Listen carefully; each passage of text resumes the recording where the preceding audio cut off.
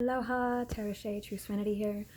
Few videos back to back. I was curious in regards to like a staying woke. This is just a good reminder on spiritual beings awakening into, the human body and the matter, the field of energy forming into a matter, and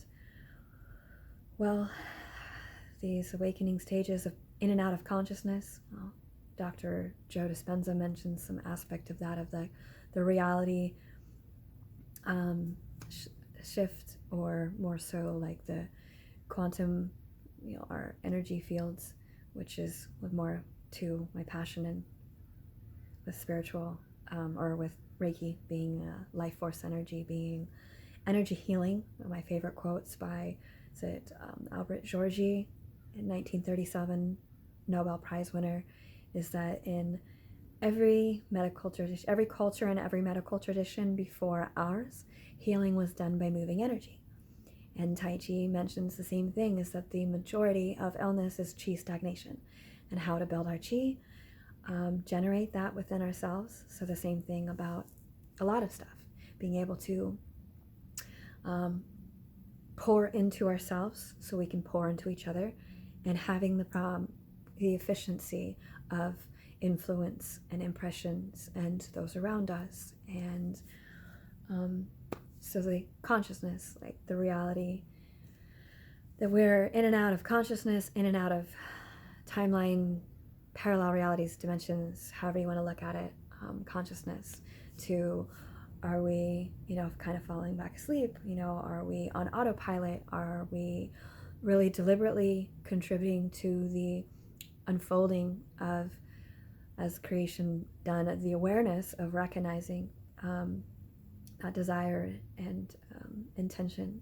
So thank you all for being here and for your commitment or loyalty or presence, to your transformation to your best version, to that unification, and where it is, to, in a sense, stay woke. And what are we awakening from, these sleeps? And Don Miguel Ruiz with the 4 agreements, or the 5th agreement, the mastery of love, the voice of knowledge, is pretty interesting.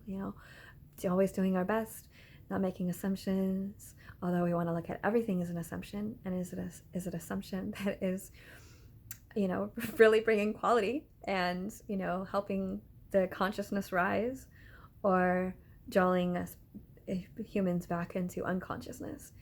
And it is, and as a mastery, it's a practice. And in a sense, we gotta remind ourselves that perfection, we are perfect, yet we've been conditioned to say, oh, humans, we're just human, we're not perfect.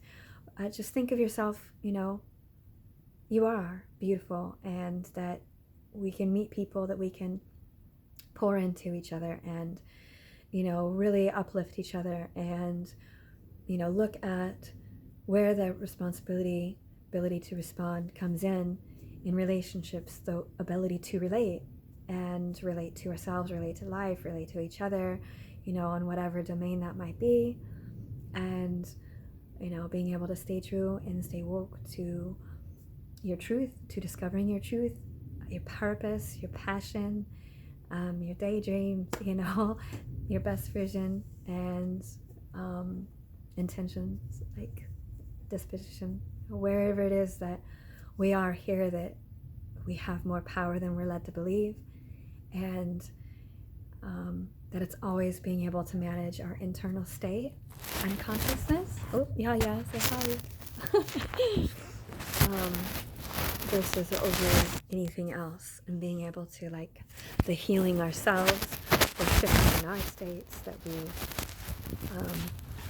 help heal others, or that aspect that we're seeing in them of a wound that we, or our dreams and our passions, our visions, that something that we may not have gotten early on as a need met, or that they are inspiring us and motivating us to for that collaboration and cooperation and recalibration, that restoration, that reconciliation within ourselves, with that authenticity and sovereignty, and being able to, live the life of our dreams that's enriched and fulfilling on all these levels and domains. And wherever that is. So give it up to those that are, putting in the service, putting in the work, and not in a work like it's got to be exhausting, because I'm speaking from personal experience too, just being able to flow with life. And it's not always easy, but having that decision that we make on deciding from our indecisiveness, knowing, discovering what we want from things unwanted or unpleasant, to, giving ourselves permission for pleasure, and in all acts of life. That I think Bruce Lipton, he mentions that, if you have to work hard for something, it's a program in our subconscious mind that doesn't support that. So looking at our worth and our concept again, and, just being able to have fun and enjoy with that, and be gentle with ourselves, but gentle with each other, because we're all in this practice, we're all in this training together, whatever stage, whatever level, whatever state that we're in. And in a world that we can be anything that we want to or choose to, without, again, fragmenting ourselves or playing ourselves small by attempting to be what other people's expecting of us or have projected upon us. I worked with a client in regards to a woman, came an accountant, she, with her parents being Chinese, that, she had to have this stable job and everything, and she was really unhappy. And I kind of like the aspect of coming in alignment with our purpose. Not only know disease can exist, Dolores Cannon, however, then the money will flow, and somehow have that faith, have that trust, even if the 3D wants to strip that from us, or want, the whole, not better in a negative sense, but a best way, that, not being bitter, that we have a choice on how we look and how we see things, that can help us evolve and unify and come together in a loving way.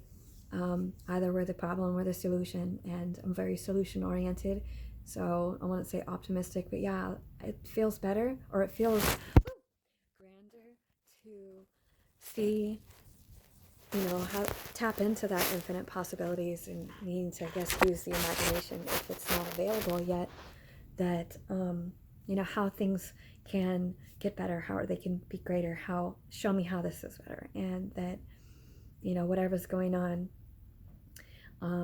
it feels it feels more of a relief, instead of like the worst case scenario and the negative talk. And with Joe Dispenza mentioning that our minds are more wired that way, with the negativity, and how to work with the neurotransmitters, what neurons wire together, memory and remembering our future, being cultivating and giving attention to things that we desire to, that we can look at someone at their best, so we can see the best of them, or we can kind of the antithesis and seeing how that's really benefiting the type of contribution that we'd like to offer through the world, the next generation, children and previous ancestors, on wherever we live, in being human and our experience, and being spiritual beings incarnated here to live our dreams and our passions, and not having to be so hard. We can continue to install a new program, or a new risen shift in mental state, consciousness, that it gets easier and easier, like whatever this training is, and being able to laugh at yourself, be amused, at we're not going to get upset at a baby because they fall down when they're learning to crawl, and so stay woke as much as we can through these processes, and let us come together more with appreciation, and how people are pouring into you, or pouring into ourselves, and where somebody is, and make it applying that to not just take interest in where someone is, bring that mutual beneficial opportunity to each other. So as we're awakening or waking up or just being, just to be a frequency, a vibration, the change that we wish to see in the world, ask yourself that. And with love, let's blessings to Yamasha. Little spirit guide, guardian angel, whatever you like to call, companion. It's been really helpful. And it's nice to have you familiar. So to all y'all, and all a good night. Or grand rising.